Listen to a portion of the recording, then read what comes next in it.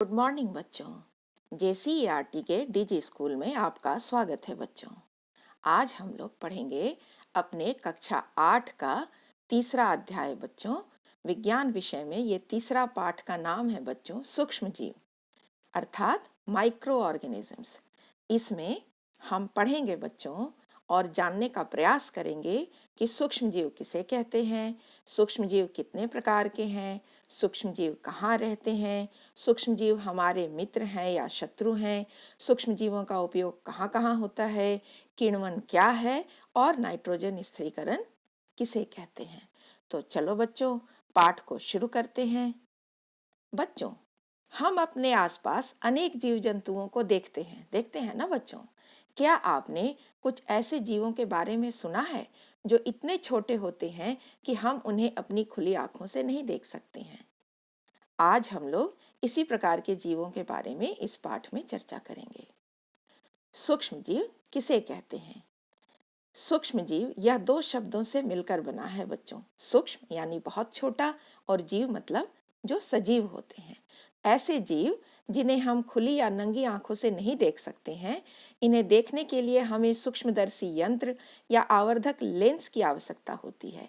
ऐसे जीव सूक्ष्म जीव कहलाते हैं, जैसे अमीबा, पैरामीशियम और जीवाणु इत्यादि।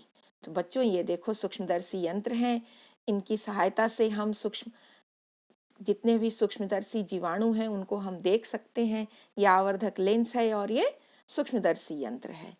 और ये आपका कंपाउंड माइक्रोस्कोप है और ये इलेक्ट्रॉन माइक्रोस्कोप है, जिससे हम बहुत बड़ा करके बच्चों किसी भी संरचना को देख सकते हैं। चलिए अब हम सूक्ष्म जीवों के प्रकारों को जानते हैं। तो सूक्ष्म जीव मुख्यतः 4 वर्गों में इन्हें बांटा गया है। ये वर्ग हैं, पहला जीवाणु, दूसरा कवक, तीसरा प्रोटोजोआ और चौथा शैवाल। विषाणु भी बच्चों सूक्ष्म जीव की श्रेणी में ही आते हैं, जो स्वतंत्र रूप से तो निर्जीव हैं, परंतु सजीवों के शरीर में एक सजीव की तरह व्यवहार करते हैं। यहाँ पर आप फिगर में देख रहे हैं ना बच्चों, चित्र में, ये है जीवाणु। ये स्पाइरल जीवाणु, ये छड़नुमा जीवाणु, ये सभी कवक हैं बच्चों। ये राइजोपस है, ये पेनिसिलियम है, ये एस्परजिलस है और ये प्रोटोजोआ है, अमीबा, पैरामीशियम।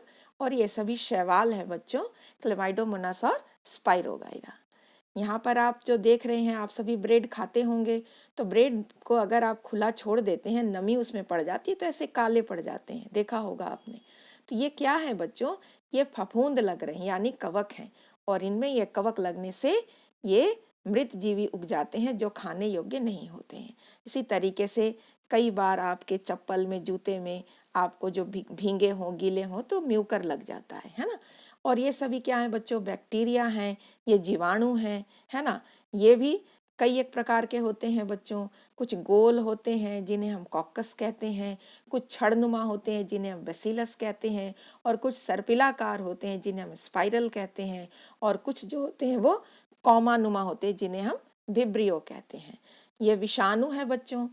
ये आपने देखा होगा, इसको बैक्टीरियोफाज विषाणु कहते हैं, है ना, बैक्टीरिया को खाने वाला विषाणु। और ये कोविड-19 का विषाणु आप देख रहे हो ना, ये विषाणु है कोरोना वायरस के, है ना। और विषाणु भी कई प्रकार के होते हैं बच्चों, कुछ पौधों में लगने वाले, कुछ जंतुओं में लगने वाले, तो कुछ इस तरीके के हेलिकल टोबैको मोजाइक वायरस हैं। ये पॉलीहेड्रल हैं जो षटकोण के आकार के होते हैं, कुछ गोलाकार होते हैं बच्चों, जो इन्फ्लुएंजा वायरस में मिलता है। और ये बैक्टीरियोफाज है जो कि कॉम्प्लेक्स वायरस है, जो कि बैक्टीरिया को भी खा जाता है। अब हम जानेंगे कि सूक्ष्म जीव कहाँ रहते हैं। तो सूक्ष्म जीव बच्चों सर्वत्र यानी सभी जगहों पर पाए जाते हैं, चाहे वो वायु हो, पानी हो, इनकी सभी सतहों पर, सभी जीवित वस्तुओं पर ये पाए जाते हैं। कितनी भी बर्फीली जगह हो, कितना भी ठंडा जगह हो या मरुस्थल हो बच्चों, या कितना भी गर्म जगह हो, ये सभी जगह पर सूक्ष्म जीव पाए जाते हैं। यहाँ तक कि बच्चों मनुष्य सहित सभी सजीवों के शरीर के अंदर भी ये सूक्ष्म जीव पाए जाते हैं। अब हमें जानना है कि क्या कुछ सूक्ष्म जीव हमारे मित्र भी हैं।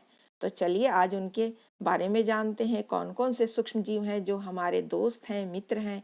तो बहुत सारे सूक्ष्म जीव बच्चों हमारे मित्र हैं, क्योंकि हमारे लिए काफ़ी लाभदायक होते हैं। जैसे लैक्टोबैसिलस जीवाणु, ये आपको दिख रहा है, ये है लैक्टोबैसिलस जीवाणु, जो दूध को दही में परिणत कर देता है बच्चों। और दही बहुत ही पौष्टिक होता है, दूध से भी ज़्यादा। तो ये हमारे लिए क्या है बच्चों, वरदान है। इसी तरीके से ईस्ट भी एक कवक है बच्चों, जो कि क्या काम करता है, ब्रेड एवं केक बनाने में हम ईस्ट का उपयोग करते हैं। जब भी हम इसमें डालते हैं बच्चों केक के निर्माण के समय में, जो हम आटा या मैदा लेते हैं उसमें, तो ये केक को फुलाने का काम करते हैं। कैसे फूलता है बच्चों, क्योंकि ये कार्बन डाइऑक्साइड गैस निकालते हैं, जिससे ये केक जो है वो फूल जाता है। तो इससे ये लचीला और स्वादिष्ट केक बनता है।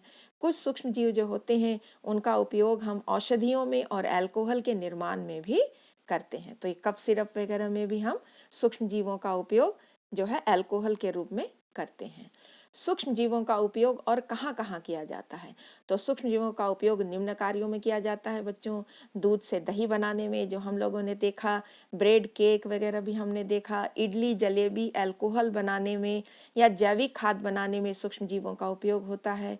साथ ही साथ नाइट्रोजन के स्थिरीकरण में भी और मृदा की उर्वरता यानी मिट्टी की उर्वरक क्षमता को बढ़ाने में भी और वाणिज्यिक उपयोग में भी आपका सूक्ष्म जीवों का उपयोग होता है। पर्यावरण को स्वच्छ रखने में भी ये हमारे मददगार होते हैं। कुछ जो मरे हुए जीवों का अपघटन करते हैं, कार्बनिक अपशिष्ट और सब्जियों के छिलके और विष्ठा इत्यादि का जीवाणुओं द्वारा अपघटन कर इन्हें हानि रहित पदार्थों में ये बदलते हैं। तो ऐसे सूक्ष्मजीव हमारे मित्र हैं बच्चों। अब हमें जानना है कि किण्वन क्या है बच्चों। तो चीनी के अल्कोहल में बदलने की प्रक्रिया ही किण्वन कहलाती है। सर्वप्रथम लुई पास्चर ने सन 1857 ईस्वी में किण्वन की खोज की थी। औषधि निर्माण में भी सूक्ष्म जीवों का उपयोग किया जाता है। दवाइयों के निर्माण में सूक्ष्म जीवों का बहुत बड़े पैमाने पर, खासकर प्रतिजैविक के रूप में इनका उपयोग होता है, जैसे स्ट्रेप्टोमाइसिन, टेट्रासाइक्लिन, एरिथ्रोमाइसिन इत्यादि। सन 1928 ईस्वी में बच्चों अलेक्जेंडर फ्लेमिंग ने पहला प्रतिजैविक पेनिसिलिन नोटेटम से बनाया था, जो एक कारगर प्रतिजैविक है। और इसको उन्होंने अपना नाम क्या दिया था बच्चों, इस प्रतिजैविक का इसका नाम था पेनिसिलिन। इसका उपयोग हम सभी अपने यहाँ करते हैं। जब घाव हो जाए, फोड़े फुंसी हो जाते हैं, कहीं कट जाता है, तो पेनिसिलिन का उपयोग करते हैं। नाइट्रोजन स्थिरीकरण, कुछ सूक्ष्म जीवों का उपयोग कृषि उत्पादन में वृद्धि करने में होता है। खासकर जो दाल वाले पौधे होते हैं ना बच्चों, उनकी जो जड़ें होती हैं उनमें इस तरह के छोटे छोटे गांठ पाए जाते हैं, और इन गांठों में राइजोबियम नामक जीवाणु पाया जाता है।